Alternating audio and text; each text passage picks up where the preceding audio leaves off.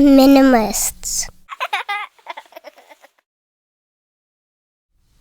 Hello, everybody. Welcome to the Minimalist Podcast, where we discuss what it means to live a meaningful life with less. My name is Joshua Fields Milburn. And I am Ryan Nicodemus, and together we are the Minimalists. Indeed, we are. Welcome to episode 139. Today, we're going to talk about ownership versus access. And if you're watching the video version of this, you probably see we have a special guest in the studio today. And we'll get to that in a second. But if we were a regular podcast, this is where the advertisements would go.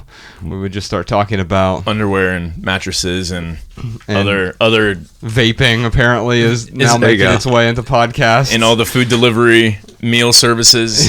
yes, indeed. But we don't do that. But since we are talking about access today, I did want to talk about something. So my birthday was on Friday, and well, the hometown that we're from a city called Dayton, Ohio. Yeah. And born and raised there. And on the west side of Dayton is one of the largest food deserts in the country. And so when we think about access to things, we'll think about access. Well, today we'll talk about access to parks or maybe vehicles or housing. We often don't think about our access to food. It's one of the things we take for granted because I can go down to the grocery store in my neighborhood and I can buy the apples and the carrots and the lettuce and the meat and everything else I need to survive. But in Dayton, Ohio, there's one of the largest food deserts in the country there. It's the second hungriest city in the United States.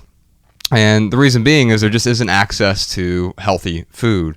And so what Ryan and I are deciding to do, and you all can help out with my birthday as well, we're trying to help a co-op called the Gym City Market build the first grocery store on West Dayton in about a decade. The Kroger that was there went out of business in 2008. And it's going to take a lot of effort and a lot of money and a lot of planning, and we're trying to raise $100,000 to help build this grocery store in West Dayton.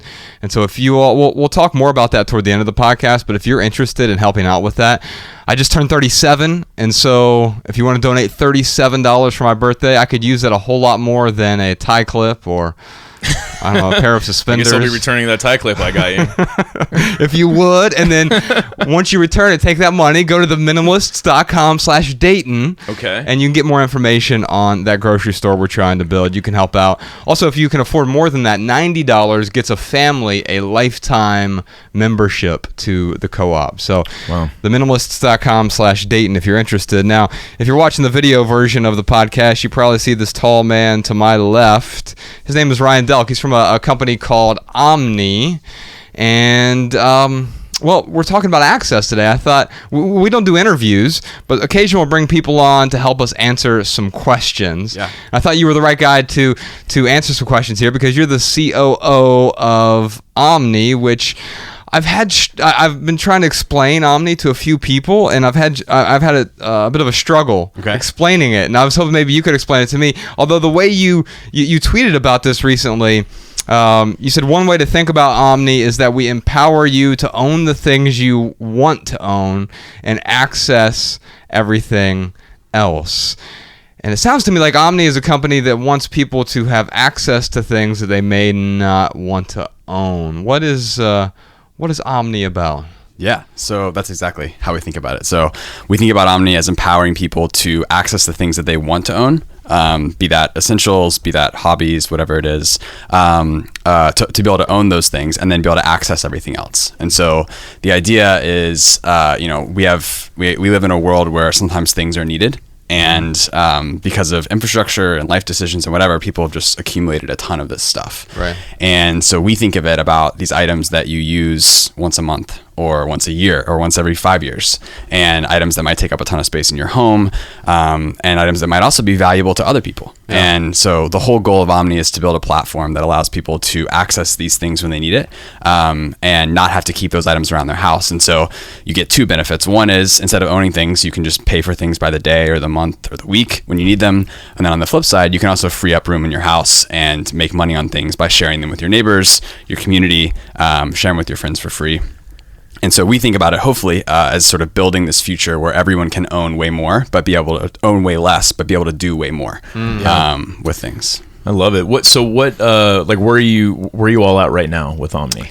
Yeah. Like what cities? Where can people use this service currently? Yeah, so we started about 3 years ago.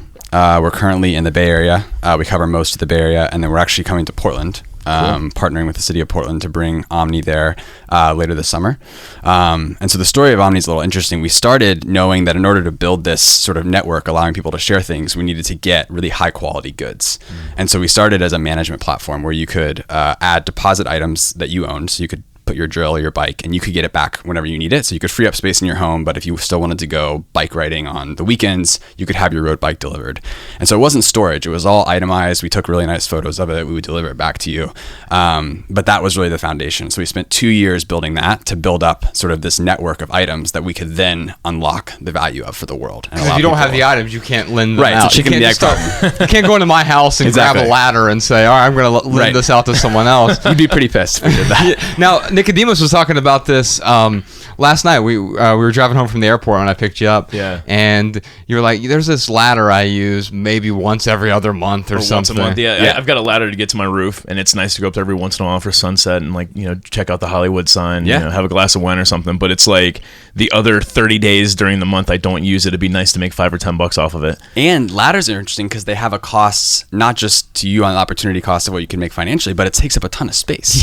Yeah, it's just on my patio. Transporting it is, you know, it's taking up room back there. It's transporting it is terrible. And so, you know, we think about the value that we create, not just in the sort of, you know, money that you can make on items or whatever, but freeing up space in your home. And we think spaces should be for living, not for storing crap. Stuff. Yeah. Amen. And the weird thing is we're building houses that are larger than ever. And then two things happen. One is we just, over time, fill it with stuff. You know, I remember when I built my first house in Dayton, Ohio, in the suburbs of Dayton, it was this huge monstrosity with full basement and 2.5 car garage, which I don't know how you fit a half car in there. I mean, is that a Prius or something? I guess. You put 3 Priuses in there.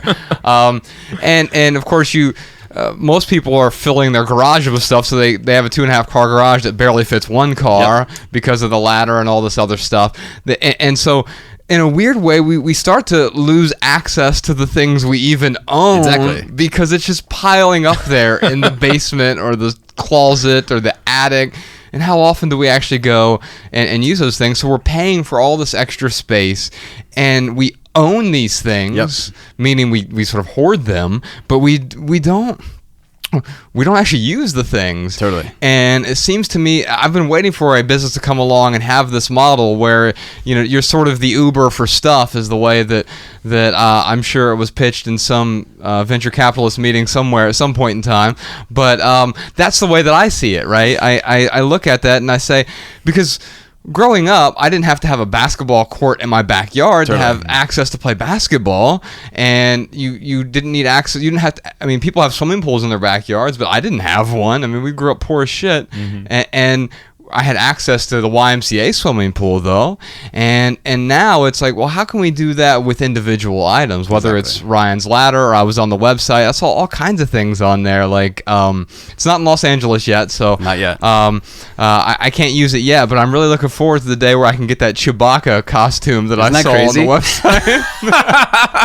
I just need this. God, it's like $10 a day or something. You're just gonna do it to record one episode of our podcast with video and just be in a Chewbacca outfit and not say a word about it. None of us mention it the whole time.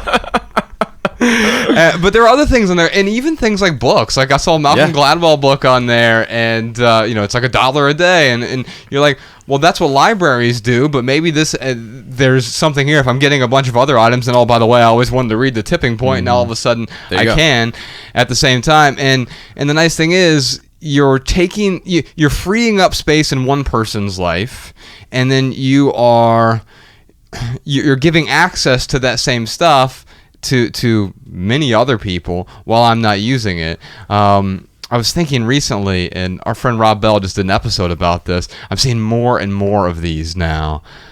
These little scooters, Bird and Lime. Do they have them up in the Bay Area? They did. They got rid of them. The government just shut it down. But well, they're amazing. But the problem is, like, people don't put them back on the bike rack. Like, so they just end up thrown everywhere, all sidewalks. That's sort of the beauty of it. The yard. Yeah, I mean, it's great for us if if we don't own that yard that all the birds are thrown in. Yeah, so I haven't seen any yards yet, but I've seen a lot, especially just the last 7 days, like the last week. I've seen a ton of them, both of them, bird and lime, and people are leaving them on like street corners. So they'll be on like the corner of Sweetser and Beverly or something, where that Blue Bottle coffee is, and you'll see one there, and you'll see a lime on the opposite corner, and I'm definitely going to try it out this week. Dude, they're so much fun. So just for our listeners, this is an electric scooter that is it's battery charged. You take a couple steps or a couple pushes, and like you hit the button, and all of a sudden you can go. What's crazy to me about this whole bird lime thing is that there are high school kids, like chargers, making like hundreds of dollars a day. It's brilliant from going around collecting these things and then plugging them in. There was this homeless dude that came up to me in Santa Monica a couple weeks ago when I was up there surfing, and he was like, "Hey man, can I get a couple bucks?" And I was like, "Yeah man, sure." Like, I gave him a little bit of change, whatever I had in my pocket, and I was like, these birds, I was like, you can charge these things and like make a couple $100 a day if you max it out. And he was like I blew his mind. He's like, really? And then he got a smartphone out, downloaded the app, became a charger. Yeah, that's great, man. Well, usually we have voicemails that we answer some voicemail questions before we move into the lightning round, but today we're going to sort of merge the two segments together. It worked really well last week when I brought my two doctors in from Nourish, Balance, Thrive, and we had a chat. And so we didn't have any voicemails specifically about access. We had a lot of social media questions. So we're at the Minimalists on all the socials, and we have some questions here today. Let's start with our first question. It is from Emily. Emily asks, ownership at its core has to be an ego thing, right? Man, when I walked down to my garage this morning and saw my neighbor's new G-Wagon in the garage, I got my 2004 Toyota Corolla. I definitely looked at that. I'm like, you gotta be an egotistical person to have a freaking G-Wagon. I don't think so. I mean, I think if you have the money for something like a Mercedes-Benz SUV, it's somewhat like a piece of art. Yeah, I'm kind of projecting too, because I wish I owned a G-Wagon. I mean, there's beautiful engineering there, but the truth be told, a brand new Toyota Corolla is probably more reliable. Sure. In terms of its engineering and the Six Sigma that goes into the design and also the manufacturing, the sort of repetition has to be good to produce that many of one product. Mm-hmm. Now, Ryan, I don't know if you think that there's ego involved in this. When I think about ownership, I think there's certainly necessary ownership, and what we're not saying here is you shouldn't own anything, and you should just only have access to things. That's a weird sort of dystopian communism. And what I like is you've provided a market solution to this problem that we have of both overabundance and also lack of access at the same time. And I don't know, I think sometimes maybe ego is involved in ownership. I think definitely is. Mm-hmm. The way I hope to see things move is where it turns into the things that you own, you have pride in those things in a healthy way. And so, I think about when we talk about like helping people own the things they want to own, if you're really into art or sneakers or whatever it is, like that's great. You should pursue those things, but you shouldn't also feel like you have to own a drill and a ladder and a boogie board and a surfboard and a drone and all these other things. You should be able to get access to those things whenever you need them. And so I don't know. I do think in its worst form it does tie to ego, but I also think there's a positive side of that probably taps into a similar emotion around pride of buying quality things, which I know you guys have talked about a lot. Yeah, absolutely. Which I'm a big proponent of. Is like research, finding great things, and then buy those things instead of buying the junk that is going to be thrown away in a year. Yeah, I totally agree. Like, is owning stuff egotistical? Like, as a blanket to say yes, like that's not true. Right. But certainly, the bad side of it certainly can be egotistical. I think for anyone out there who's like asking, am I egotistical by owning this one thing? I mean, you've got to ask, why are you owning that one thing? Is that person owning the G-Wagon because they really do find the beauty in the art? Yeah. And they go off-roading a lot, and they have all these value adds to their life from owning a G-Wagon. Not to mention it is a beautiful car. Or are they owning it because they're like, yeah, I'm the shit. Yeah, man, look at me, I own a G-Wagon, I'm awesome. Look how rich I am. Right. Like maybe that's what it really boils down to is, do I own this so I can say, look at me, or do I own this because I truly get value from it? And if you can sort of parse that out, and maybe sometimes it's both, and then that can be a problem as well. I mean, you and I both drive Toyotas, and I'm sure I could go finance a more expensive car if I wanted to, but I really don't want a car payment. So I could, find a way to afford that Mercedes-Benz G-Wagon, but why? Because it wouldn't be for me in that case. That's interesting. So if you, what I heard you say, and I'm not saying that this is true, but it might be, and I don't want to say the majority of the time, but maybe. If you are taking a loan out on something like a G-Wagon, it might be an egotistical move, right? Because if you're financing something when there's a substitute you can use that is going to allow you to not finance it, I mean, ego might get a little bit involved there, because I know, like my 2004 Toyota Corolla. Dude, I look like a long-haired hippie driving the 2004 Corolla. But at the end of the day, a surfboard rack at the top. Right, exactly. Like, I don't care what people think of me in my 2004 Corolla. Sure. But a lot of people do. Like, they do want to. They do care about other people's thoughts. And if we're buying something or financing something just because we are concerned how other people look at us, or we're trying to impress someone, financing might lean towards that ego side. Does that make sense? Yeah, what I would say is, I don't care what you think about me, I care what I think about me. And the same thing is true with the material possessions. My car is newer than yours, and I don't have anything against a 2004 Toyota Corolla, but I prefer to have a different car from what you have, and there's nothing wrong with it, but I have it for me. It's not to impress anyone else. I don't care what anyone else thinks. Oh, you drive a Toyota. Like, I live in a building where there are a lot of BMWs and Mercedes, and they are pieces of art. I mean, and G-Wagons? There are definitely quite a few of those, and there's one that's camouflage. I haven't seen it yet. Throw in a rim shot, Sean.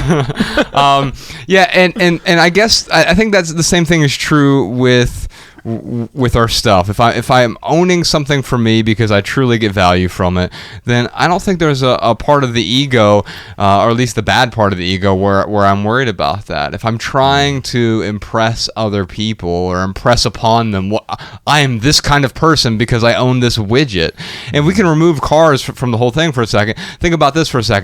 The average American throws away 88 pounds of clothes a year, and yet we continue to go shopping for more clothes. And not just shopping like, oh, let me take some cash out of my pocket, I'll buy this shirt. No, let me put that on the Banana Republic credit card. I'll open it up and save 10%. I'd be stupid not to do it.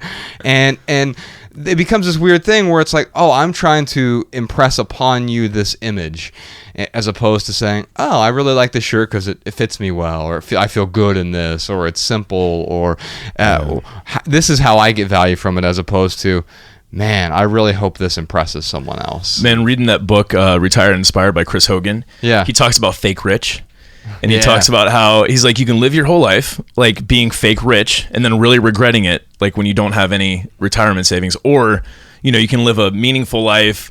You can cut out the extra expenses and save for retirement. But I think that's another thing too. It's like, are people buying things to be fake, to look like they're rich, to be fake rich in the short term? Which I know we talked about this on the podcast before, but like, Ryan, it totally boggles my mind. Why do people want other people to think they're rich? Like, I don't get it. It's because it's going to attract the wrong type of person who, I mean, if they're coming at me just because I'm driving a G-Wagon, for example, well, then that's do you want that relationship? Right, exactly. Do I want that relationship? Guys who buy really nice cars so they can impress women. It's like, are those really the type of women you want to bring into your life? A woman that's going to judge you just for the type of car that you drive? So yeah, it's interesting to me why people even go out of their way to be fake rich. Well, it reminds me of we got this tweet on the Minimalist account, and this lady said something about what drives me crazy is I always feel the need I have to wear really nice clothes so that men will like me. Oh, and I'm like, a real man really doesn't give a shit what you're wearing. I mean, if he likes you for you, and it's not about like, oh, well, I would date her, but her heels just weren't high enough. Or, man, that sweater was too orange for me. a lot of the pressure that we think we feel, it's not someone else. We're just projecting that pressure on. It's like a self-imposed pressure. That's a good point. Yeah. Yes, indeed. Times. What's the next question? The next question, this one is from Subi. Is it worth it to rent something instead of buying it? Man, that's like another question. There's not just a yes or no answer there, is there? Right, and that's a good. I mean, it's good news, right? Because so think about this. I own a car. You own a car. Mm-hmm. But when we go out on tour, we rent cars. We don't go to like we're going to Nashville next month. Let's buy a car and we'll sell it at the end of tour. Right? Yeah, it doesn't make sense. In fact, one of the things I like about one of the things I like about ownership is it's mine and no one else is like messing with it. And it's one of the things that terrified me about renting things at first. But then I think about when I rent cars, they're like pristine. When we go to Enterprise and I show up and they give us like almost a brand new Toyota Camry or whatever, and it is pristine every time I get one because they've taken care of it. And you're obviously paying for that as well when you rent it. But it makes more sense for us to rent a vehicle for a couple of days than it does to buy a car when we're there, obviously. Or sometimes when we go to a city and it's just like, hey, let's just take the Uber or Lyft option while we're here. Yeah. And that's essentially what you're doing with stuff now, is saying, hey, you can own what you want to own, what you truly need, but you can kind of rent the rest. Yeah, and I think it's also about the cost to you of owning that thing. So in San Francisco, if you own a ladder, that's probably taking up a significant amount of space in your one-bedroom apartment or your tiny little deck or whatever. And so there's a cost. Your $6,000 studio apartment. Yeah. Exactly. There's a cost, not just the financial cost of buying it, but you have to also think of the cost to you, like psychologically and with the space in your home, of how much that's taking up. Yeah. And so we think about it as, it's not just, hey, this ladder costs $50 so I can rent it for 10. Am I going to use it more than 5 times in the next 2 years?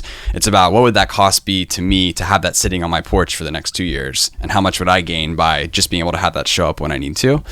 But I also think it is about, I'm always hesitant to like say, these sort of global statements about what you should own or what you shouldn't, because maybe you're super passionate about home improvement projects and you have your favorite ladder that you want every time and you want to own that. And I think you should be able to own that. Absolutely. But it's, I think it's more about having that evaluation of what are the things that I need to own and I want to own because of these legitimate reasons versus the things that I feel like I have to own because I might need a drill to fix a thing at some point. There's a term you guys use for this about the what if items. Just in case items. Yeah. How many of those things do we all have sitting around our house that, with something like Omni or hopefully many other companies that do this, you could have show up at your door in 2 hours when you need to and not have to own that thing. Yeah. Yeah, definitely. It's funny when I think about the renting versus owning, I was having a conversation with my massage therapist, with Meryl. Hope she's listening to this. Shout out. But we were talking about ownership versus renting when it comes to houses. Yeah. And we live in LA. And if, let's say, owning was, what I wanted to do, I'd have to take out a 30-year mortgage because there's no way I could afford to pay cash for a home in LA. Yeah. The other thing, too, is that I would have to hold on to that house for like 5 years, 6 years to be able to maybe break even on it. Versus renting. Right, versus renting. So right now, because we're not sold on being here the rest of our lives, which we might be. Tomorrow we might wake up and be like, yeah, we are going to be here the rest of our lives. Right. And if that's the case, then I would look at buying something different. But right now, for what we are doing while we're in LA, it's better to rent. Because again, like buying, I would have to hold on to it for 5 years. And even then, like my house, I had a condo in Dayton, Ohio, and I bought that in 2009. So it was right after the crash. So I got this really good deal on this condo. Had it for 6 years. I lost $20,000. I finally was like, threw my hands in the air and I'm like, I got to get rid of this. I don't want this mortgage anymore. And I lost $20,000. I had to pay $20,000. You know what's fascinating about that? Yes. Even though you bought it at the bottom. Even though I bought it at the bottom. So a really good deal was losing $20,000. Yes. And not to mention, you talked about the other costs. The cost of everything you had to deal with renting it out to someone when you moved to Montana and fixing things. And then just the burden it was, the psychological burden of it sort of weighing on the back of your mind. Yeah. That's an additional cost that you can't quantify monetarily. I mean, I guess you can. Everyone could say, well, yes, you can pay me $200 a month for this psychological burden, but why have to deal with that? Yeah. I mean, the reason why I'm sharing this too is like anyone out there who is, having this question, should I rent, should I buy? A lot of for me, I bought because of that blanket statement. It's dumb to rent. It's better to own. Yeah. And I never really looked past that. It was just, well, this is what society says. So I'm going to go ahead and I am going to buy a house because I've been renting for the last 4 years and I might as well buy because this is a better deal. And I don't think we often think about why society says that with respect to owning a home. The 30-year mortgage is such a strange thing. I would personally never take out a 30-year mortgage to own a house. I can see a case. I still think there's no such thing as good debt, and we'll talk about that next month when we're out on the money tour that we're on. But I can see there's some debt that is less bad than other debt, and having a 7 or 15-year mortgage that you're trying to pay off really quickly to build up that house. Although I don't tend to think of owning your own house as an investment. I think sometimes we mistake the ownership of the home that we're in as like some sort of grand investment. But as you prove to yourself, even after buying this investment, sometimes we lose money on it. Yeah. And so I think we have to be really careful about ownership with respect to, well, I should own this because everyone else says I should own it. Whether that's a ladder or a drone or a Chewbacca costume or a house. I really want to hear your Chewbacca impersonation, Josh. All right, our next question is from Peter. Peter says, shouldn't we invest in the things we use a lot instead of minimizing them? Buying a coffee machine is much cheaper than buying a coffee every time we want one. Now, I just buy a new coffee machine every morning to get the freshest cup possible. Yeah, I want it to taste like plastic a little bit. It's like people that buy a new shirt every day. Yeah, never want to wear it twice. We were in Toronto. The guy who owned the venue there, he used to be in so we were on tour last year. The guy who owned the venue in Toronto, he used to be in some metal band. They would go out touring, and he said the thing that was most precious on their rider was a new pair of socks and a new shirt, like a pack of new black shirts every day. Because apparently when you're a rock band with 6 or 7 dudes living out of a van, you don't shower a whole lot, and so you just change your underwear. Laundry is not at the top of the list. No, you change your underwear, you change your shirt. But otherwise, no, I mean, and I think the same goes for my clothes. I mean, I own the shirt that I'm wearing here. The same is true. I have I make coffee at home, made coffee at home this morning. Mm-hmm. And we're not saying don't own anything. We're trying to figure out, we're trying to parse out. So there's an essay on our website recently that you saw, because I saw you tweet about it, but essential, non-essential, and junk, basically, and figuring out what's essential for you. And it's going to be different from me versus Ryan number 2, and each of us is going to have something different, especially in the second category, which is non-essential, the things that add value to our lives. Most of us have the same fundamental needs for housing and food and clothing, but then beyond that, what adds value to our life? They're non-essentials. I don't have to have this glass. I could go to the fountain and stick my head under it and drink that way, but this adds value to my life. So having this glass is a non-essential, but something that adds value. The problem is the third category, which is probably 90+% of the stuff that we own, is junk. And we pretend it adds value. Or here's the other thing. There's almost this weird in-between area where there are these non-essentials that are actually we don't use most of the time. And I think that's where you come in and you say, okay, maybe you do get value from it, but maybe you only get value from it once a month or once a year. Mm-hmm. Why let it take up all that extra space in the meantime? And I think coffee machines also, like, to use this specific example, like, if you're into coffee, that's a great thing to own. Like, I love my coffee machine. I research them. I'm excited about them, and I think it's important that people know that, like, at least from our perspective, I think you guys agree, it's like the things that you love and the things that you want to own and that you care about are things that are good and healthy, and that's a great thing to invest in. Mm-hmm, for sure. So going with the same example, like I'm thinking about, so I've got a coffee setup, but I do pour over because it's one glass and I don't waste the pot. Chemex or V60 or V60? Oh, Kalita. No, Kalita. Yeah, it's like a Kalita. It's like the blue bottle. Yeah, the blue bottle Kalita. I think it's still considered a Kalita. I don't know. I should know this stuff owning a coffee shop. But I don't have a coffee maker, and when there's one point I had my mom, my grandmother, and 3 siblings staying with us, and all of them drank coffee. So sitting there and making, your hand got really tired. Yeah, to make it 6 pour. I was like, good grief! Like, I need to get a coffee machine, but I was like, I'm not gonna buy a coffee machine. Yeah. Just for this every once in a while thing where I got guests who all drink coffee, and it's a pain in the butt to make all these pour overs, but a thing like being able to rent one and have one delivered from Omni in 2 hours of my house, man, that's a perfect solution. Yeah, or now with you have these apps like a Postmates or something, you could get 6 cups of coffee delivered probably. Right. Yeah. I don't know. Yeah, I don't know exactly how that would work with coffee, but I assume that you could do that as well. And so it's sort of like these.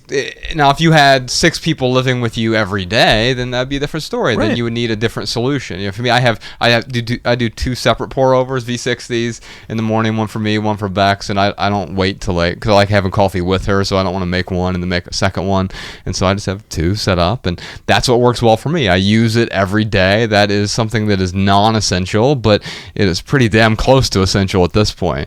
I think about when I'm thinking about these, the first time I really thought about the junk. When Ryan, you and I came with the 20/20 rule, the just-in-case rule. Mm-hmm. Anything that you don't need, you can replace for less than $20 in less than 20 minutes. Or apparently, if Omni is in your city, you can also replace it or temporarily replace it. When I was going on my honeymoon, so I was 22 years old. You remember, you were in my wedding. Yes. With the stretch, was it a stretch Escalade? No, it was a stretch Hummer. Oh yeah, that's right. It was a stretch Hummer. Yeah, we were at the pinnacle. We were at peak consumption in my early to mid 20s. It's so terrible. And anyway, like I remember going on the honeymoon, and my spouse and I, we both overpacked, but she overpacked significantly. She had the biggest suitcase. Someone got us these suitcases for your wedding. Yeah, as wedding gifts, and it's like this collection of suitcases from extra large to small, basically. They like nest, like Russian nesting dolls. Yeah, they were, but they were more terrifying because you could fill them with stuff. Right. And so the largest one she had, and of course, if you have the largest one, you feel compelled to fill it with everything, right? And so she just crammed it full of stuff. And I had the next, so she had the extra large, I had the large, I filled mine up with stuff as well. And then she had the medium, which she tried to use as a carry-on, but they wouldn't let her because it was too big. And then I had the small, which I used as a carry-on, in addition to like bringing a laptop bag with me. This is a 1-week honeymoon in Mexico. And for some reason I have like a suit with me, and I have like all of these extra. I had like 4 pairs of swimming trunks because of course I'm gonna need a different pair every day. Right. And what if the first 3 pair get dirty? You need a 4th. Yeah, polo shirts and khakis, and what am I doing? But I didn't even think of what am I doing. It's like, well, I've got the space. I have to fill. I feel compelled to fill it. So we get to the airport. So we're flying out of Cincinnati. So we drove down to Cincinnati, which is the Cincinnati airport's actually in Kentucky, and she puts her bag up on the scale, and it's 70 pounds. And they're like, ma'am, we can't take this much stuff. And so they put my bag up there, and it's 40 pounds. Well, the limit at the time was 50 pounds. And so we had to remove 10 pounds from her bag and put it in my bag. God. We had to remove 10 pounds from her other bag and put it on her carry-on bag, which then she had to check. And so we had... I mean, I'm doing the math real quick in my head. Damn near 200 pounds worth of stuff with it. 150 pounds worth of stuff. We had another human with us, basically. And I can tell you that, like, most of that stuff just got in the way, which was, like, the perfect metaphor was, like, I didn't end up using much of the stuff. And some of the stuff I used just out of obligation. Well, I brought 4 pairs of swimming trunks. I might as well just alternate through them. And now it's like, now I'll bring 1 pair of workout / swimming trunks, and they serve multiple functions. And so I think when we think about our access to stuff, we're okay with having an empty room. Like, you're complete without filling it. It's totally fine. And in fact, it's really freeing. Mm-hmm. I remember when we did the packing party for Ryan, when he like first embraced minimalism, packed up all his stuff as if he were moving, and you went over to his condo, that big condo he was talking about, and it sounded different because you remove the superfluous sort of things that dampen the sound, and all of a sudden you have this like echo, but it was like a pleasant echo. It was like the echo you get from going to a cathedral or something, where all of a sudden you're like, oh, this is calming. I've noticed that I've been doing this video series on YouTube this month, this past month with answering a video every day. It's called Living Room Conversations, and basically I just turn on my phone camera and answer one question a day in my living room. And there's someone always comments like, there seems to be an echo in there. I'm like, no shit, I don't own anything. Right. Like we own exactly what we need, and then also what adds value to our lives, but then we don't have the superfluous stuff. And hopefully there'll be a service soon where if I do need something, then I can bring it into my home. Yeah, I was thinking about this morning before the podcast, how like when I was in the corporate world, I would buy stuff to fill the space because I had the space. Mm-hmm. But every time I bought something, it was like this affirmation of like, yeah, man, you're making it. You're living the American dream. You're able to do what you want. And yeah, before I knew it, I had a condo full of a bunch of stuff. But man, when I finally removed it, it felt so good. Like being in, and that's for me. Some people like, they like being around clutter, and that's fine. But for me, like having an empty room, some art on the wall, bookshelf, a couch, like that's like, I'm thinking about my living room right now. I mean, it's pretty empty, but it is so much better. Like I don't look at, my art and think, man, I wish I had 10 more paintings, or I wish I had 2 more couches, or yeah. I think that for someone who, for someone who thinks that sounds crazy, like try it out, meaning like have your own little packing party, maybe in your living room. Like think of the room that you are in the most, and just pack up as whatever you can, and see what it's like to have an empty room. I'm not like a huge believer in feng shui or anything. Like I really don't know anything about feng shui, but like after that packing party, I started to get it. I started to understand like, oh, okay, yeah, like when I'm sitting here on my laptop answering emails from work, like not having a big screen TV in front of me to distract me, it really helps me to stay more focused. It helps me feel better. Yeah. I was teaching a writing class this weekend, and one of the things I was talking about was the conversation I had with Donald Ray Pollock. He's a novelist from Chillicothe, Ohio, and I said, well, how do you, like, because he started writing when he was 55 years old. He had this really inspirational story. Like, how do you, like, stay focused? And he's like, just sit in the chair. Like, those 4 words totally changed my life with respect to writing, because what he was really saying, it was a metaphor for, like, remove the distractions. No Wi-Fi. Don't have your phone with you. There's no TV or radio on. Yeah. It's removing the superfluous, and then you can bring those things back in when you truly need them, as opposed to having the distractions turned on as if it's a fireplace going all the time. It's just the glowing screens all around us, and I get it. It's really intriguing. I've got a 5-year-old daughter, and she loves watching Peppa Pig, and what's the new one she watches? Pocoyo is the new kids, I guess, kids special, the new kids craze. Yeah, it's on YouTube, and she just loves watching it. But so I and the sad thing is, like, my frontal cortex is fully developed, and I still get trapped by the glowing screen. Totally. And so that's been amazing. We just had a 6-month-old son, and how quickly they develop that reflex to see a screen and like get turned to it towards it. Wow. Is incredible. And the weird thing is, like, you can, like, if you were to walk them past a house where a sprinkler is just going crazy, they may not think a whole lot of it. But if they see that same sprinkler on a television, it's like, like there's something about the glowing screen that just, it gets them fully enamored into this other world. Dude, right? Glowing screens, they're pretty addictive, man. They are indeed. They are. I was thinking about, I was just in Missoula, and we got some friends. Each of them have a 2-year-old, and watching them use a cell phone, and like how they can hardly talk, but they can use a cell phone pretty easily. It's I don't know, something crazy. Did you hear about the experiment where they dropped off? This was, I believe, in Ethiopia. They dropped off tablets in the village in Ethiopia without any instructions whatsoever, and most of the village was illiterate, and especially little kids. They were not literate at all, and they had no instructions, no training, and they just dropped them off in the box. And within a week, when they came back, the kids were they found a way to get online. Wow. And they were using the tablets and showing the younger kids, like the 7-year-olds are showing the 3-year-olds how to do it. And I heard about this on Seth Godin's podcast, Akimbo. And what I thought about there is, like, we feel compelled compelled by these screens, and they can do really great things. So it's not black and white. It's not binary. We're all here because of the internet. That it's been a great thing for us, but it can also be the greatest distraction I've ever experienced in my life. And the tug of war is trying to eliminate the distraction while using it for good.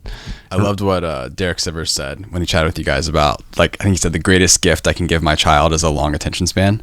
Yeah. And ever since I listened to that, I've just been thinking about that constantly, of just how much of like a superpower that's going to be for kids now to, if you can develop that 20 years from now, and it's everyone has short attention spans, that's going to feel like a superpower for them. Yeah. But then B, everything is fighting against that culturally, like as you're raising a kid, and how do you start to consciously think about how to create that in them? Yeah, and I think what he does is so admirable. Like where they'll just go and spend an entire day at a park, and it's testing the limits of his own attention span as well. But I think what happens when you remove the distractions, you're able to do that. And I've gotten considerably better, especially with Ella. And just because for me, I'm just like, all right, we've gone to the beach, we've seen the sunset, let's go. Right. Like, next thing. And that was programmed into me probably as a child, but mainly in the corporate world as well. Like, just get the next thing done, go, task. All right, sunset is done, get in the car, buckle up. All right, we're driving to dinner, and the next thing, and then Google Maps it, get the ETA. Yeah, and you have like all of the next things, whereas Derek has removed the to-dos, so to speak, and instead he sort of has a to-be list, which is just the present moment, and that's it. Yeah. And man, I really admire that. And while I don't hope to be perfect, I hope to get closer to that each time that I spend time with Ella. And I still catch myself if I pull out my phone or whatever, and then I'm like, what am I doing? Yeah. Cal Newport, I don't know if you're familiar with his work. He did an event with Ryan. I was supposed to be there, but I was deathly ill. And one of the things that he wrote recently was about the need for being a digital grown-up. And the thing that he talked about, this is so good. In fact, let me see if I can, it might still be on my Instapaper here. I'll pull it up real quick. But basically what he's talking about is, here, it's right here. Digital wellness for grown-ups. We'll put a link to this in the show notes as well. Earlier this week, the Washington Post published an article on the digital wellness movement, which attempts to use technology to help cure some of the issues caused by technology. By the way, that seems a bit quixotic to me. Like if we're just using technology to it's like using it's like getting a paper cut and then taping that piece of paper onto you to heal the cut in a way. Yeah.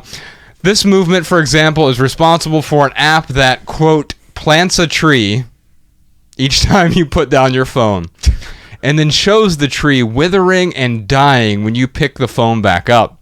It also produced a popular plugin that displays each time you go online the number of days left in your expected lifetime. Even Apple is getting involved in digital wellness. Their new suite of, quote, well-being features in iOS includes a wake-up screen that helps you, quote, gently ease into your day when you pick up your phone in the morning, and an improved Siri that makes suggestions about optimal notification settings. Here's the optimal notification settings. Turn them off. Yeah.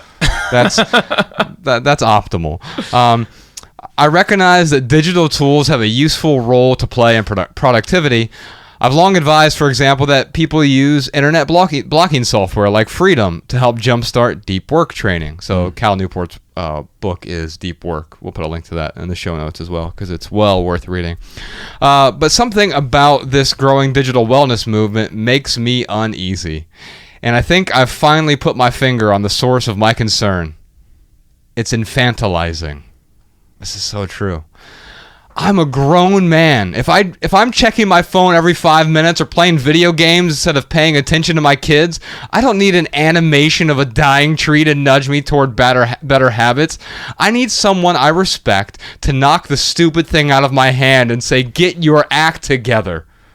My sense is that more and more people in our current culture of digital excess are hungry for this type of strong challenge. They don't want to depend on Apple to tweak their OS to be slightly less intrusive, or need to download an app that provides a fun reminder about disconnecting. They want instead to be so wrapped up in doing things that are hard and important and meaningful that they forget where they left their phone in the first place. There's something about these new technologies and the screen zombie lifestyle that surrounds them that feels fundamentally childish. This is making people uneasy. That's because they're ready to grow up. And I think that, man, the times where I'm not even tempted by pacification or distraction are those times of deep work where I'm doing something that is deeply satisfying. Writing for me is one of those things. Or for podcasting, we're having these conversations. I don't feel like, damn, I need to check my email right now. Yeah. I wonder if I got any text messages. Let's stop and check the news. Maybe something happened. right. What is Trump tweeting about today? Yeah. It's like, okay. I mean, the times that I feel compelled to do that is the times where I feel compelled to... I want to take the path of least resistance, the go with the flow, the easy route. I had my doctors on the podcast last week, and one of the things I was talking to them about, and this was fascinating. Like, I felt like the optimal time for my health in my life, or at least what I thought when I felt really good, was age 31. And then right around 34, 35, I started having a ton of health problems. I've worked really hard the last 2 years to fix them, and with their help, they've helped me out immensely. But I said one thing that I still don't feel as sharp as I did when I was at age 31. Like, I'm much closer. I got to a point 2 years ago when I had such bad brain fog I thought I was dying. I had a bunch of issues. I had C. diff, which kills like 14,000 people a year, and so I had the set of problems, and I had bad brain fog, and I've recovered significantly from that, but I still don't feel as sharp as I did when I was 31. But then I also listen to more podcasts than I've ever listened to. And I'm thinking, like, well, wait a minute, like, that's just another pacifier for me. Like, and so this past week I went and deleted like 90% of the podcasts I listened to. I kept the ones that are like truly essential for me, the ones that I get immense value from. But I've spent the last week listening to very few podcasts, and instead listening to music, or just not bringing my phone with me at all when I go out for a walk, and using that time to think. And I have felt a sense of just a little bit more clarity, like incremental. 3% more, 5% more. But imagine if that compounds over the course of a year or something. I think it'll be interesting to see how podcasts impact time spent reading. Yeah. Because it's a similar sort of neurological response of like, I'm getting this information is valuable. But I do think I love podcasts, but I do think there's like a ton of value psychologically. There's a lot of research to show this, that like reading is important. Podcasting or listening is fundamentally passive, where reading is passive active. Versus active. Yeah. And it'll be interesting, if I could read Cal Newport's book, or if I could go listen to 2 podcasts with Cal Newport in 10 years, what's going to be sort of the path of least resistance. And I think it'll be interesting to see, if reading on a subject becomes this like very intentional act, because just passively listening to something while you're doing work and catching the tidbits is so much easier. Yeah, well, I mean, there's this weird sort of payoff between going wide and going deep too. I mean, Ryan and I, we've published 3 books together, and the best we can hope for is like 250,000 copies out there in the world, right? Which is phenomenal. Which is amazing, and but if 250,000 people don't listen to this episode, I would be devastated. Right. So it's this weird thing where all of a sudden, like, you have this broader base of people, but I think the secret then with the book, it can't be fluff. Exactly. It has to go deep. It has to be meaningful. And I'm really encouraged by the new ways that we publish things now, we as a society, because it used to be a book had to be 250 pages, right? Because that way the publisher could justify charging $40 for this hard copy, and now it doesn't have to be that way. If I look at a Dennis Johnson book or a Seth Godin book, these are books that are 120 pages sometimes, because it's whatever is necessary, and they cut the excess stuff out of it, right? And I think we can do that now, and I think the same is true with any other work that we do. It's much more about going deep. It's the reason Ryan and I can say this proudly, we've never had anything that has gone viral in the sense that I I mean, there are a bunch of things I can think of that have gone viral. That quite often virality is like a car crash, though. Like people will all turn their head and look, but they're not going to stick around, right? When people find out about the podcast, they tend to stick around, or our website, or the documentary will lead them to other work, and then they can go deeper if they want. But if we ever had something that just truly went viral and hundreds of millions of views somewhere, that wouldn't mean anything if people didn't stick around. And they Retention rate's very low. Yeah. And also the attention rate is pretty low too, right? Like you get this burst of attention. There's a study I saw recently. The average American attention span now is 8 to 59 seconds. Oh, wow. And so giving your kid the long attention span just means greater than a minute, I guess, at this point. Wow. Well, we got to be careful, man, because on every single screen that we own, the screens that we see, whether it's a billboard or a digital billboard, whatever, that when we're driving down the road, we're in a society where everyone is trying, they're vying for our attention. Yes. Like they're going out of their way to distract us, to implant a thought in our head that's going to make us want to buy what they're distracting us with. Yes. And I think to, Cal Newport's point, like to be an adult when it comes to this digital age that we live in, we have to be very deliberate with all the screens that we have in our homes. And I think especially with kids, it's such a easy thing to give a kid to kind of babysit them for a little bit. Yeah. So, and there's nothing wrong with TV. There's nothing wrong with a laptop or an iPad or whatever it may be. The problem is when we are allowing those advertisements, those corporations to distract us, to implant these really kind of needless needs. Yeah. Well, there's a reason that the rate of depression in Amish society is nearly non-existent. Oh, wow. Yeah. And part of it has to do with the lack of distractions and the amount of deep work that is involved in everyday life there, and true focus and attention. But it also has to do with setting up a structure that is inherently meaningful. And I think about that now. You don't have to be Amish to set up those structures, but it becomes more difficult, as you say, when you have these constant temptations in our everyday lives. Yeah, and a lot of them, it's our own doing. Yeah. I mean, a lot of it is us. Yes, that looks nice and shiny, and we want to get that, but not realizing like the attention that it's going to take away from us. Yes, indeed. All right, man. Let's move on to our next question. This one's from Bradford. I think access is the key to releasing yourself from overconsumption. I'd love to hear how to determine what you need to own versus what you have access to. And then he makes a very good point here. Underwear falls into the ownership camp, I assume. Can you get underwear on Omni yet? You cannot. Thank God. Ryan, are you wearing the underwear today, or was it me? I'm not wearing any underwear. Well, I think so. What Bradford is saying here is, it's a good question. I think access is the key to releasing yourself from overconsumption. Yeah, but also maybe, but also when I think about this, like, I don't think there's a such thing as too much access, but I think there is a thing as taking advantage of too much access. Yeah, you can skew the complete other way. So the same way you get your worth from, if you're getting your entire self-worth from the things that you own, you're buying these things for your own ego, or what we talked about earlier, you could go the same thing on the access route. Yeah. Right? You could, rent all the cool stuff and, do all that just to feed the same emotion. Yeah. And so I don't think access is inherently good and ownership is inherently bad, but I think it's all about setting yourself up to be able to live the life that you want to live. Well, yeah, I mean, he said he wants, you'd like to hear us to talk about what you need to own versus what you need to have access to, and that's going to be different for every single person. I mean, everyone's got different preferences, everyone has different needs. Me and Mariah, we don't have any kids, so we don't need any kids stuff, but you guys need kids stuff. Yeah, we went to there's like this toy warehouse down on Miracle Mile, and like mostly inspired by Derek Sivers, a conversation I had with him. Especially, we did this, we filmed it too. I will eventually do something with the footage. We had this backstage conversation with him.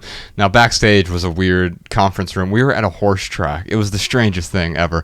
But we had this conversation with him about like owning toys, and the thing he talked about on stage is like, well, you can't be a minimalist with kids or whatever, and I think Ryan pushed back a little bit and said, well, if you bought 10 boxes of toys for your kid, he's not going to be any happier with that one box. And so there's an appropriate amount. But I realized that when the babysitter would come over, Chrissy, and babysit Ella, she's like, where's her toys? And I'm like, they're right there, both of them. Like not literally, but sure. Like I realized like, oh yeah, I should probably get more toys for Ella and not like force this lifestyle onto her. Mm-hmm. Now, I did this video with Ella recently during the living room conversations. We were like putting together this toy set. It was like Legos. I forget what it was called, but we were building this hospital so she could inject things into these little mannequins or whatever. But I don't know, whatever she's into. And what I realized, like, by going and buying that stuff is like, what is the appropriate amount? Because the study I saw is the average child owns nearly 300 toys but plays with only 12 daily. Yeah. And that goes back to this whole thing of, are we just buying a bunch of sort of distractions and pacifiers, or are these things that the kids will really get a lot of value from? And if they stop getting value from it, the thing that we do with Ella is we just have her donate it, and she realizes why they donate it, because some other kid will be able to play with it. Yeah. I think when it comes to ownership versus access, for me, like having rules like for the things that I own, meaning like the 90-90 rule that Josh and I have. Yeah. Basically, anything that I haven't used in the last 90 days, and if I really think about it, not going to use in the next 90 days, I probably would get rid of it. There are a few things like seasonal items, like a winter jacket or a snowboard, of course, that like it's going to be a just for when rather than a just in case. Yeah. But I think like that's the thing that people need to do if they want to really be clear on, okay, what do I need to have access to and what do I need to own? What rules do you have for yourself? Is it 90-90? Maybe for someone else it's 6 months, or maybe it's a year. It doesn't matter what the number is to help us determine what we need to own versus what we have to have access to. I think, yes, we need to look at our preferences, look at our situation, but also just create some boundaries for ourselves to kind of keep us from over consuming. I think Brad's got a really good point. Oh shoot, I lost it. I had another thought, but then I lost it. I mean, just kind of going off of what Brad was talking about here. Yes, you don't have to have access to underwear. You should own underwear. And what I hope happens. Or not. Yeah. What I hope is that technology can help us, because if you think about 10 years ago, if you needed a car to get to work, even occasionally, there was no Zipcar, there was no Get Around, there was no Uber, there was no Lyft. Ryan took an Uber here today because his garage was broken. Yeah, there you go.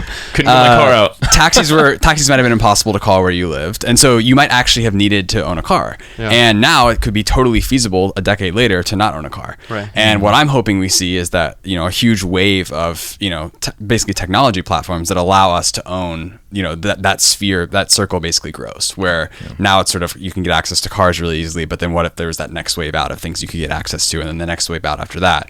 Because it's all about how easy you can get access to it. If you have to drive 2 hours to go rent a stroller for the 9 months you have a kid, you're not going to do that. You're going to just buy a stroller and Amazon it. But if you get that to deliver to your house and rent it for 9 months, you might be way more likely to do that. Yeah. And so I think about the very first time we went out on tour.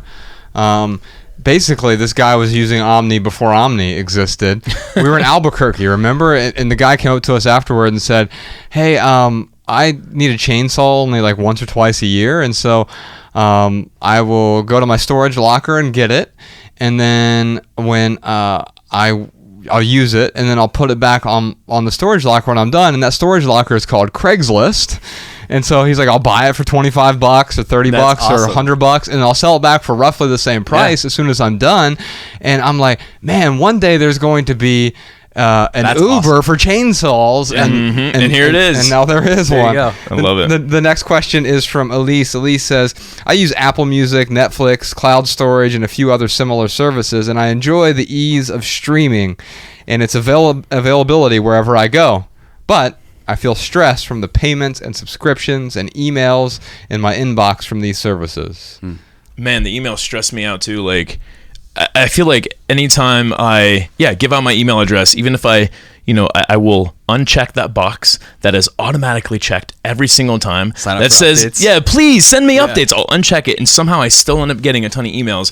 But there's a real easy solution, man. You just spam them, and eventually, like, Gmail takes care of it. It will filter all that crap out. Yeah, I mean, you can just unsubscribe is what I recommend. Yeah. I mean, I spend most of my days in email just unsubscribing from things I never subscribed to in the first place. I can't tell you how, like, I don't know if it's because of like Patreon stuff that I do, or if it's people who just have access to my email, but I get the most random solicited stuff, man. Like I nothing coming to mind right now, but like just stuff that, like you said, never signed up for in the first place. Yeah. I'm imagining someone has my email address and they're like, oh yeah, Ryan will appreciate this. Yeah. Sign me up for it or something. Yeah, it happens quite a bit. So I think the first thing is unsubscribe from the emails you don't like. But if you're feeling stress from payments, I think you have to work out the math on it, right? Mm-hmm. I use Apple Music myself. Yep. And it's $10 a month, I believe.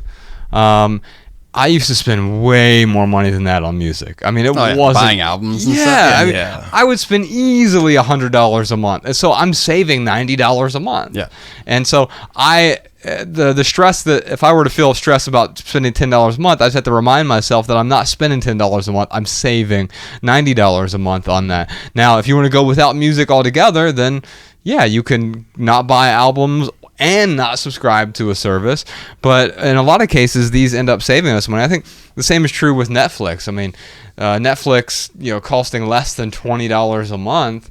I mean, hell, you could rent a few movies from a Redbox, and you have to like take all the time to go out to the Redbox. I assume they still exist. Yeah, they do. Yeah.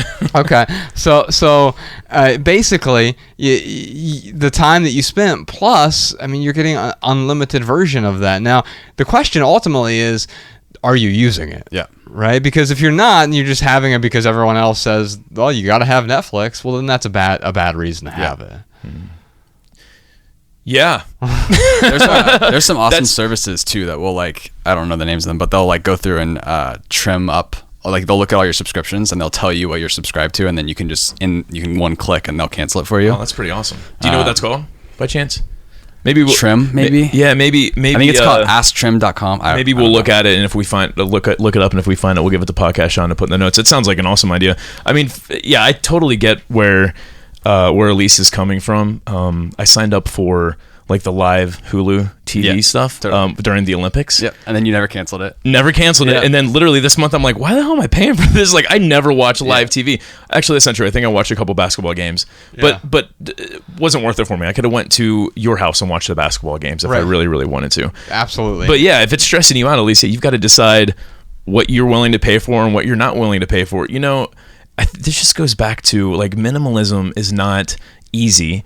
And it's not perfect. It is simple. Yeah. And simple is not easy. So for Elise, they're going to have to do some work, do some budgeting, really dig into what's important, and then decide what they are going to keep and what they're going to get rid of. Oh, one other thing I might recommend here is do a packing party for your streaming services, meaning get rid of them for a period of time. The experiments that I've done in the past where I got rid of TV, I got rid of home internet, I got rid of my cell phone, and then they all three overlapped at one point. You got rid of your cell phone? Yeah, for 2 months. And you learn a special kind of loneliness when you've gotten rid of home internet and TV and the cell phone. You come home and you're like, oh, there's just walls here. I guess I'll look out the window. Oh, wait, look, a book. Let me see if I still know how to read. and although I was talking to the doctors about this last week, it was the most productive time of my life. And then I realized, like, I still don't have those distractions mostly in my life anymore, but I've brought a new distraction in called podcasts, and so now I've radically limited. I went in and deleted almost all of them, and that allows me to say, okay, if I do miss any of those that I deleted in the future, I can always bring them back in. It's free to resubscribe to something. Yeah. Dude, I love the little stoical experiments, man. Like, I highly recommend those because, like, for example, his cell phone he got rid of for 2 months. And realized there's like 3 payphones in Dayton, Ohio. Like, they're just not around anymore. Yeah. And after 2 months, Josh is like, oh man, you know what? That cell phone adds a lot of value to my life. I got to bring that back in. Right. But it's, it helps you use it differently, helps you look at it differently, but it also helps you realize, like, yes, this is something that I do need to have ownership over. And so, yeah, with the streaming services, I think it's a great idea, man. Like, at least cancel them all.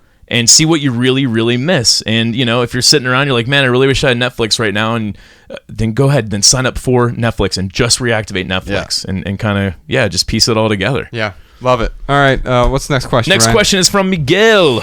This may sound stupid. Oh, I sound stupid all the time. It's all right, Miguel. This may sound stupid, but sometimes things take on a personality, like a musical instrument. It's possible to borrow one, but there's just something about playing your own. How do you draw the line between ownership and temporary access? Well, I think that I saw a few guitars on Omni. Yeah, they are. And I was thinking about our friend Colin Wright. Are you familiar with Colin Yeah. at all? So we've been friends for a long time. We started a business together in 2012, a publishing company, and he travels to a new city or a new country every 4 months or so. And one of the things he likes to have when he's in a city is a guitar. So he has to go out and buy a guitar every time he's in a city because he's not going to rent one for 4 months or 6 months or however long he's there. And I was looking at that, and I'm like, oh, that would be perfect if he just needed to like play it, once a week or something. You could rent it and then return it or whatever. But yeah, if you want to get good at a musical instrument, you probably have to play it every day, and it may make sense to own one. If you just want to give it a shot for a while, though, you're not sure whether or not you're going to want one long term, it might make sense to rent it for a while. Yeah. And then bring it into your life if you really feel it. I mean, it's the weirdest thing. When you go to buy a car, they let you drive it around the lot for a little while and maybe get on the highway for 3 minutes. And then you're like, okay, I'm about to make the second largest financial decision in my life. Right. Based on the last 7 minutes. One of the best things that you can do if you're going to buy a car is rent that car from a car rental place and drive it for 3 or 4 days. Make sure you really like it, and you can do the same thing with stuff that you're thinking about owning. Yeah, I totally see where Miguel is coming from. In fact, there are some cultures. I think like Japanese culture is this way, where like when something turns 100 years old, like it gets a soul, or it takes on this different, I was going to say different form, but it's still the same thing. But like, now it's alive, basically. Mm-hmm. So, I understand that sometimes this might be a cultural thing, or maybe, Miguel is just, this is just him and not part of his culture. But I guess what I'm getting at is it's kind of dangerous, man, to like really look at stuff like taking on its own personality. Yeah, things don't have a personality. Yeah, and I'm not trying to discourage Miguel here from really enjoying and really appreciating the things that he owns. But looking at something and starting to treat it like it has a personality, I mean, that is a choice that one would make. Am I going to look at this and continue to keep this thought going that this thing has a personality, or am I going to go out of my way to just treat this as, yes, it's something I really appreciate it, but it's just stuff. So yeah, Miguel, enjoy your stuff. If you got something you really, really love, awesome, man. Like, hold on to it. Yeah. But be careful, man, about giving your things personalities, and then like, naming it. That might be even worse. well, here's a minimal maxim for you. So we usually do these we usually answer these with pithy sort of maxims. And I think this is that's what I've been doing this whole time. You've been extremely pithy, Ryan. Well, dude, they doubled the characters on Twitter. Yeah, it's all 280. Right. Yeah, you're just under the limit. What was that one? Twit longer or something, where you just it's a link in there. Yeah, it's a link to like a rambling, basically. It was a Facebook post that has like 65,000 characters now. Oh, or something. Wow. Things don't have a personality, but they can augment your personality. That's good, man. And so I think some things can help you out with respect to like making you a more robust person, because they will augment the experience of life. But the thing itself, it doesn't have a personality. It's an inanimate object. Mm-hmm. Yeah. All right, let's move on to one more question here. Brian says, ownership is made up. What do you guys think about home ownership? Wait a minute. Why does our culture place such an emphasis on this? Well, we already touched on this a little bit. It depends. I don't look at owning my own home as an investment. I actually own an investment property back in Dayton, Ohio, or just a rental home, because I wanted to diversify my retirement assets, and I'm terrified that the stock market is going to plummet any day now. And so just because we go 9 to 10 year cycles, and we have a recession. Yeah, right? The graph can only go up and to the right for so long. Yes. Yeah. I mean, that's just life. Yeah, You got to have in order to have the peaks, you have to have the valleys, and we are peaking right now. Mark Twain said, history doesn't repeat itself, but it rhymes. Yeah. I love that. and so we're gonna have a rhyme pretty soon, and so I own a property, but it's paid for. It's also in Dayton, Ohio, which is the third most affordable housing in the entire country, next to Detroit. No, Detroit's more expensive than Dayton for sure. Number 1 is Youngstown, number 2 is Scranton, and number 3 is Dayton, Ohio. Wow. So 2 of them are in Ohio. Yeah, I mean, you could buy a really nice house in Dayton, Ohio for $30,000. Really? Yeah. You can go to Belmont or anywhere on the east side and get a decent house that's a fixer-upper for $30,000. Wow. So point being is, and even there's a bit of a housing boom compared to where it was a decade ago. But so I'm not against home. The whole digression there is say I'm not against home ownership.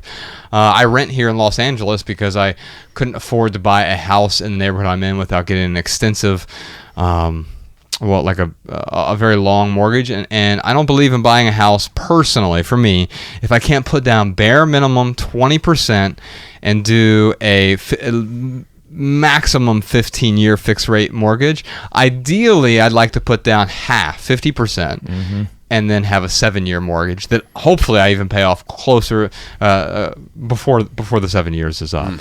So that's how I feel about home ownership personally. It's our personal preference. We're not trying to make anyone feel bad about having a 30-year mortgage. Yes. But I know for me, like, thinking about signing up for a 30-year mortgage, the reason why I would not do that is I don't know where I'm going to be 30 years from now. And optionality is important. Yeah, it's is it Sivers who talks about renting it's buying the freedom to move. Yeah. Right.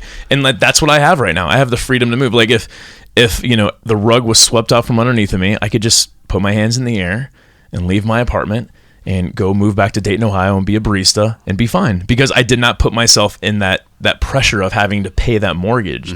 I mean, for me, a 30-year mortgage is just too long of a commitment because, dude, I mean, honestly, I know where my direction is in the next 5 years. I know where I want to be, but I really don't actually know where I'm going to be at. So, yeah, that's our personal preference. The other thing is the break even on a mortgage like that. The reason I say the other factor that I would throw in there is if you're not going to live in a city for at least 5 years, more ideally 7, then you probably don't want to buy. I mean, I think of people who are, say, in the Air Force and they're moving every 3 years. It probably doesn't make sense for someone like that to buy a new house every 3 years. You're just gonna lose a lot of money on closing. You'd be lucky to break even, really. Yeah, pretty lucky to break even. Yeah, you're gonna lose a lot of money on closing. If you don't have enough money put down, you're gonna pay a lot on PMI, and so there's a lot of reasons not to buy a home. There are a lot of good reasons to buy one as well. I mean, let's say you're gonna be somewhere for the next 30 years. This was the house you want to settle down in. You feel really good about that. You've got enough money to put down, and then you don't have to rent in perpetuity. I'm thankfully there is not a black and white. I own a house and I rent an apartment. Oh my God! There you go. Minimalism. You're such a hypocrite. No, man. I mean, just to your point, Josh, I think just to echo, there isn't a right way to do it. The only time it's wrong is when you are making a decision that's wrong for you and your family. Are you doing something that is going to put needless pressure on yourself, that's going to make you work 60, 70, 80 hours a week? You might want to look at it and say, you know what, maybe I don't want to put myself in that situation. But ultimately, yeah, you're right, Josh. There's not one way to do it right. Yes, indeed. Well, let's we do have one more. This one's from Brad. Brad said, what happens when access goes away? Say I get rid of all my DVDs in favor of using streaming services. But who knows? They could go out of business someday. So if you'd like to hear our answer to that question, you can listen to this week's Postscript episode over at the Minimalists private podcast. Head on over to theminimalists.com/support. In addition to our weekly Postscript episodes, the Minimalist private podcast feed includes all of our monthly Ask the Minimalists Anything episodes, unreleased recordings of our live events, and the entire back catalog of past private episodes. And once you become a supporter over at theminimalists.com, you'll receive a personal link to our private podcast feed so that it plays in whatever podcast app you are using. And as a Patreon supporter, you also receive access to our monthly live stream videos, as well as first access to tickets to all of our live events before those tickets are available to the general public. You can find all the good stuff over at the minimalists.com/support. Okay, now it's time for our added value portion of the show. This is where we each talk about something that has added value to our lives recently. Ryan, Nicodemus. Well, since Ryan's here, I got to recommend Omni. So you can find out more about Omni at beomni.com. You can check them out on Twitter at Omni or at Delk. I'm assuming that's your personal Twitter. Is, yeah. Nice. No, it's I love how you're expanding, and hopefully, dude, like you can keep expanding. You guys can keep expanding over the next couple of years, man. And anything we can do to help, let us know. Thank you. Would love to help. So Ryan, if people aren't in the cities you're in, so they're not in the Bay Area, they're not in Portland yet, but they're interested in learning more, they can obviously go to the website. Is there anything else they can do to compel you to come to their city? Yeah, so if you sign up, we actually have a wait list going for every city. Okay. So if you sign up with your zip code, that's going to influence where we come next. Oh man, what a great idea! You're collecting the where the need's the greatest, man. That's a genius idea. And as soon as they sign up, you're just going to spam them every day with a bunch of unknown. Right. They will not get any emails until we are coming to their city. Okay, that's good. Yeah. Beautiful. Well, I had a recommendation. There's this album that came out by Robbie Height and Caroline Spencer. It's called Two People, and it is like the perfect sort of love song album.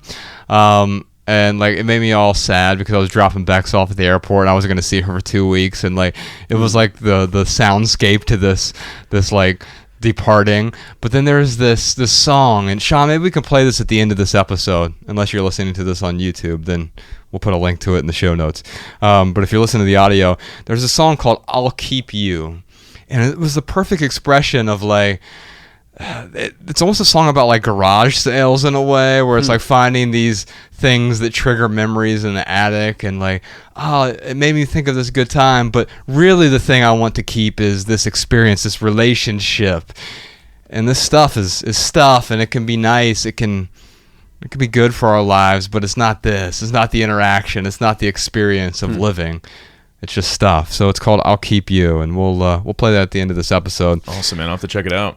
Before we do that, let's move on to Right Here, Right Now, so where we talk about what's going on in the lives of the minimalists. So my 37th birthday was on Friday, and we're trying to help build a grocery store in Dayton, Ohio, so that people have access to good food, but also access to information, because there's food on the west side of Dayton, but it's like food in quotes.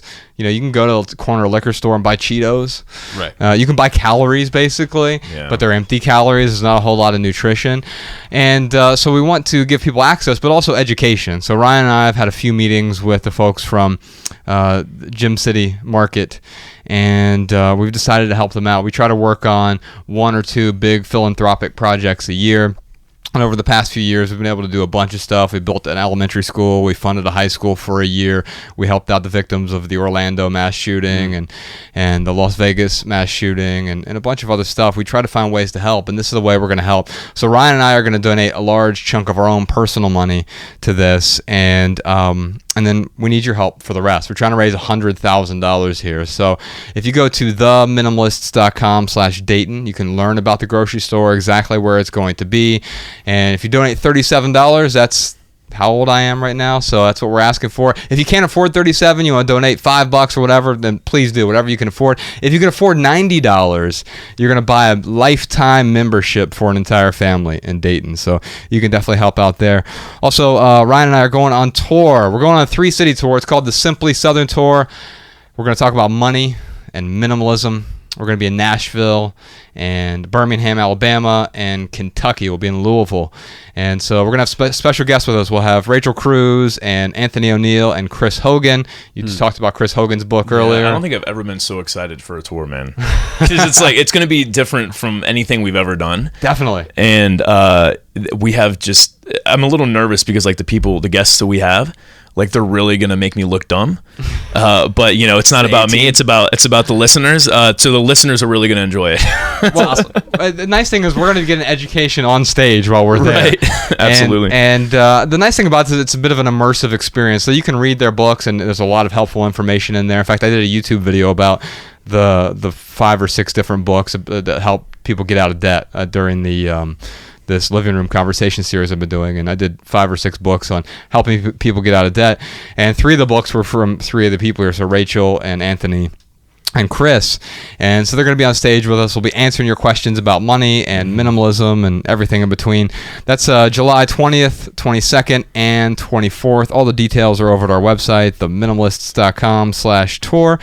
Also, real quick, Ryan, our book, Minimalism, is now available in Spanish. It's in... Get out of here. Yeah, it's in... When did that happen? Last week. That Chile. is awesome, man. And in Colombia and Mexico and Uruguay and likely some other countries as well. So Dude, the only thing... Isn't it in Portuguese yet?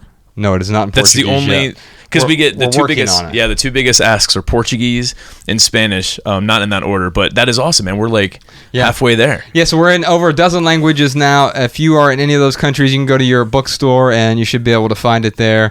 And if you want access to all the show notes, you always hear me talk about, hey, Sean, podcast Sean, put that in the show notes. Then just put your email address in over at theminimalists.com at the top. You'll get any of the show notes, any new podcast episodes we put out there. But you know what you won't get? What? Spam. Aww. Nobody likes spam. Yeah. Well, and we also won't sell your email to anyone. I think that's why you get like all these emails sold. Yeah, I must have got sold. You're on somehow. some email list. Yeah. Busyguy059 at AOL.com. Ryan's first email address is grandma set up for him. Set up for me. Wait, why did she say a busy guy? Well, I don't know. Like we were just sitting there, we were trying a million different things, and they were like all taken. Like at the time, like I think I was just like working a lot or something. She's like, let's just try busy guy. That didn't work, and it suggested, you know how it suggests something. Busy guy 05, and that's what And you still have it today? No, I don't have that. I don't have I have a Yahoo that is like my spam. Why am I giving my spam email over I do have a busy guy email address, but it's not. Yeah, so if you guys want to reach out to Ryan, Busy Guy 05. That means there was Busy Guy 1 through 4 was already taken. Yeah, and Busy Guy. Oh yeah. Can you imagine? What's your email address? Busyguy at AOL.com. I don't, dude. I mean, it is some of the email addresses that we came up with is just hilarious in general. Like we never really thought that email would be something we use professionally or like printed somewhere. Right, exactly. And then and I still every once in a while will come across, like cheetahprintgirl@hotmail.com. By the way, I apologize to busyguy at AOL.com and also Cheetah Print Girl for all the spam we're sending you. Our bad. Yeah, please don't send email to those addresses. That's probably someone's real email. Yeah. Anyway, Ryan, you got anything else for us? No, man. All I got here is some voicemail comments and tips from our listeners. Hi, this is Joe from Dallas. I was listening to some old podcasts, your collection one. I'm a disc golfer, and I used to have 500 plus discs, of which I had probably thrown 50 of them more than one time. I had a big bag of putters, 20 putters I used to carry around to practice putting with. One day I bought a smaller bag so I could walk around with the putters and not have quite as much weight, only fit 6 putters in it. I had forgotten my larger bag and just had the smaller bag when I went out to play the next time. And I had to grab 5 discs to take on my round, and I shaved 4 strokes off of my best round ever. It was not a fluke. I continued to play with this smaller bag with only 5, a couple of drivers, a couple of mid-ranges, a couple of putters. And I kept getting between 2 and 5 less than I had ever played before. I could only throw what I was really comfortable with because that's the only choice I had, and I became a much more skilled disc golfer by cutting down those options. Hi, this is Emily from Oklahoma City. My tip is for Jason from the Reset episode. He was asking if minimalism is linked to health, or if he thinks it encourages health.